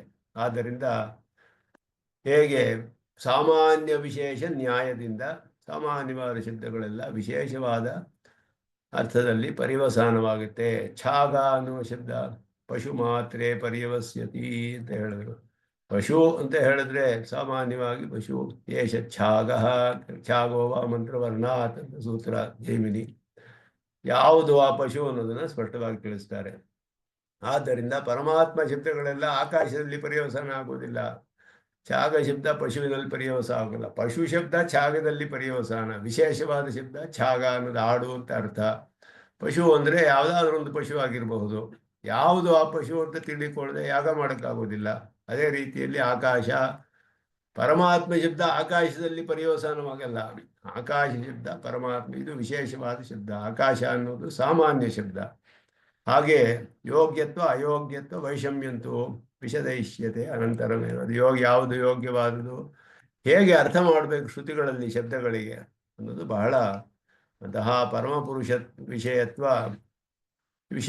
ಉಪನಿಷದ ಸ್ಥಿತಂ. ಈ ಉಪನಿಷತ್ತು ಪೂರ್ಣವಾಗಿ ಶ್ರೀಮನ್ನಾರಾಯಣ ಪರವೇ ಅನ್ನೋದನ್ನ ಈ ರೀತಿ ಈಶ್ವರ ಮಹೇಶ್ವರ ಪುರುಷ ಮಹಾಪುರುಷಾದಿ ಶಬ್ದಾನಾಂ ಭಗವದ್ವಿಷಯತ್ವಾತ್ ಪ್ರಪದನ ಉಪದೇಶ ಶಿರಸ್ಕತ್ವಾಚ್ಚ ಅಸ್ಯಾಹ. ಪ್ರಪದನೋಪದೇಶ ಶಿರಸ್ಕತ್ವಾತ್ ಅಸ್ಯ ಅಂತ ಹೇಳಿದ್ರು. ಪ್ರಪತ್ತಿ ಮಾಡುವವರೆಗೂ ಎಲ್ಲ ಹೇಳಲ್ಪಟ್ಟಿದೆ ಅಂತ. ಉಪನಿಷದ ಭಗವದ್ಗೀತೈಕಾರ್ಥ್ಯಂ ಸ್ಫುಟತರಂ ಅಂದ್ರು. ಉಪನಿಷತ್ ಭಗವದ್ಗೀತೆಯಲ್ಲಿ ಕಡೆಯಲ್ಲಿ ಸರ್ವಧರ್ಮಾನ್ ಪರಿತ್ಯಜ್ಯ ಮಾಮೇಕಂ ಶರಣಂ ವ್ರಜ, ಕರ್ಮಯೋಗ ಜ್ಞಾನಯೋಗ ಭಕ್ತಿ ಎಲ್ಲ ಹೇಳಿ ಕಡೆಯಲ್ಲಿ ಪ್ರಪದನವನ್ನ ಉಪದೇಶ ಮಾಡಿದ ಶ್ರೀಕೃಷ್ಣ ಭಗವದ್ಗೀತೆಯಲ್ಲಿ. ಶ್ವೇತಾಶ್ವತರವು ಹಾಗೆಯೇ ಮಾಡಿದೆ. ಇಲ್ಲಿಯೂ ಕೂಡ ಎಲ್ಲವೂ ಭಗವದ್ ವಿಷಯವೇ. ಪ್ರಪದನ ಶಿರಸ್ಕತ್ವಾದ ಅಂದ್ರು. ಉಪದೇಶ ಕಡೆಯಲ್ಲಿ ಪ್ರಪದತಿಯನ್ನು ಹೇಳಿದೆ. ಮುಮುಕ್ಷುರ್ವೈ ಶರಣಮಹಂ ಪ್ರಪದ್ಯೆ ಮೊದಲಾದದ್ದು ಹೇಳಿದೆ ಪ್ರಪದ್ಯ ಕಡೆಯಲ್ಲಿ. ಆದ್ದರಿಂದ ಇದು ಭಗವದ್ಗೀತೆಯೊಡನೆ ಏಕಾರ್ಥತೆಯನ್ನು ಹೊಂದಿದೆ ಅಂತ ಅದ್ಭುತವಾಗಿ ಇಲ್ಲಿ ತಿಳಿಸ್ತಾರೆ. ಸರ್ವಧರ್ಮಾನ್ ಪರಿತ್ಯಜ್ಯ ಮಾಮೇಕಂ ಶರಣಂ ವ್ರಜ ಅಂತ ಅಲ್ಲಿ ಹೇಳಿದಾಗೆ ಇಲ್ಲಿಯೂ ಅದೇ ರೀತಿ ಹೇಳಿದೆ ಅಂತ ಹೇಳಿದ್ರು. ಹೀಗೆ ಮುಂದೆ ಇನ್ನೂ ಕೆಲವು ಇದೇ ರೀತಿ ತಿಳಿತಾರೆ. ಅದೆಲ್ಲ ಇಲ್ಲಿ ಬರುವ ಅರ್ಥಗಳಂತೆಯೇ ಇದೇ ನ್ಯಾಯಗಳನ್ನೇ ಉಪಯೋಗಿಸಿಯೇ ಎಲ್ಲ ಕಡೆಯೂ ಮಾಡಿರೋದು. ಇನ್ನು ಮುಂದೆ ಕೆಲವು ವಿಷಯಗಳು ಹಾಗೆ. ಅಲ್ಲಿಗೆ ಇಷ್ಟು ವಿಸ್ತಾರವಾಗಿ ನೋಡಿರೋದು ಸಾಕು ಅಂತ ಕಾಣುತ್ತೆ. ಇಲ್ಲಿಗೆ ಉಪಸಂಹಾರ ಮಾಡ್ಕೊಳ್ಳೋಣ. ಶ್ರೀಭಾಷ್ಯದ ಈ ಅಧ್ಯಯನವನ್ನು ಇಲ್ಲಿಗೆ ನಿಲ್ಲಿಸ್ಕೊಳ್ಳೋಣ ಅಂತ ಅನಿಸುತ್ತೆ ನನಗೆ. ಇಲ್ಲಿಗೆ ಮುಂದೆ ಹೇಳಿದ್ರು ಹೀಗೆ ಎಲ್ಲ ಅರ್ಥಗಳು ಹೇಳಲ್ಪಟ್ಟಿದೆ. ಆದ್ದರಿಂದ ಉಪಸಂಹಾರ ಮಾಡ್ತಾರೆ. ತಸ್ಮಾತ್ ಅಯೋಗ ಅನ್ಯಯೋಗ ವ್ಯವಚ್ಛೇದೇನ ನಾರಾಯಣಸ್ಯ ಕಾರಣತ್ವ ಪಾದ ಚತುಷ್ಟಯೇನ ಪ್ರತಿಪಾದಿತಂ. 4 ಪಾದಗಳಿಂದಲೂ ನಾರಾಯಣ ಪರತ್ವ, ನಾರಾಯಣನೇ ಜಗತ್ಕಾರಣನಾದವನು ಮೊದಲಾದದ್ದು ಸ್ಪಷ್ಟವಾಗಿ ಇಲ್ಲಿ ಸ್ಥಾಪಿಸಲ್ಪಟ್ಟಿದೆ. ಅದರಲ್ಲಿ ಇಲ್ಲಿ ಹೇಳಿದ್ರು ಏವಂ ದಿಗ್ಮಾತ್ರಂ ದರ್ಶಿತಂ ಅಂದ್ರು. ಒಂದು ದಿಕ್ಕು ತೋರಿಸೋ ಹಾಗೆ ದಿಗ್ಮಾತ್ರ ದರ್ಶನವನ್ನು ಮಾಡಿದ್ದೇನೆ. ಈ ರೀತಿಯ ಅನಂತಹ ಕಾರಣಪರ ವಾಕ್ಯ ವಿಶೇಷ ಏವಂ ವ್ಯಾಖ್ಯಾಯ, ಬೇಕಾದಷ್ಟು ಅನಂತವಾಗಿದೆ, ಅದನ್ನೆಲ್ಲ ಇದಕ್ಕೆ ಅನುಗುಣವಾಗಿ ವ್ಯಾಖ್ಯಾನ ಮಾಡ್ಕೊಳ್ಳಿ ಅಂತ ಹೇಳಿಬಿಟ್ಟು ನಿಲ್ಲಿಸ್ತಾರೆ. ಅಲ್ಲಿಗೆ ಇಷ್ಟು ಸ್ವಲ್ಪ ವಿಸ್ತಾರವಾಗಿ ಸುಮಾರಾಗಿ ನೋಡಿದ್ದೀವಿ. ಅದರಲ್ಲಿ ಇಲ್ಲಿಗೆ ಇಂದು ಶ್ರೀಭಾಷ್ಯಕ್ಕೆ ಮಂಗಳ ಉಪಸಂಹಾರ ಮಾಡಿಕೊಳ್ಳೋಣ ಅಂತ ಹೇಳಿ ಈ ಎಲ್ಲ ಇದುವರೆಗೂ ಅಧ್ಯಯನದಲ್ಲಿ ಪೂರ್ಣವಾಗಿ ಅನ್ವಯಿಸಿದ ತಮ್ಮೆಲ್ಲರಿಗೂ ನಮಸ್ಕಾರಗಳನ್ನು ತಿಳಿಸಿಕೊಳ್ತೇನೆ. ಯೋ ನಿತ್ಯಮಚ್ಚದ ಪದಾಂಬುಜ ವ್ಯಾಮೋಹತಃ ತರಿತರಾಣಿತನಾಯಮೇನೆ ಸ್ಮದ್ಗುರೋರ್ಭಗವತೋಸ್ಯದೇಕ ಸಿಂಧೋ ರಾಮಾನುಜಸ್ಯ ಚರಣೋ ಶರಣಂ ಪ್ರಪದ್ಯೆ. ಶನ್ನೋ ವಿಶ್ವಶಂಭರುಣಃ ಜನ್ನೋ ಭವತ್ ಜನ್ನೋ ವಿಷ್ಣುರುಕ್ರಮಃ. ನಮೋ ಬ್ರಹ್ಮಣೇ ನಮಸ್ತೇವಾಯೋ ತ್ವಮೇವ ಪ್ರತ್ಯಕ್ಷಂ ಬ್ರಹ್ಮಾಸಿ ತ್ವಮೇವ ಪ್ರತ್ಯಕ್ಷಂ ಬ್ರಹ್ಮಾವಾದಿಶಂ ಋತಮವಾದಿಶಂ ಸತ್ಯಮವಾದಿಶಂ ತನ್ಮಾಮಾವೀತ್ ತದ್ಭಕ್ತಾರಮಾವೀತ ವೇದ್ಮಾಮಾವೀತ್ ಭಕ್ತಾರಂ. ಓಂ ಶಾಂತಿ ಶಾಂತಿ ಶಾಂತಿ.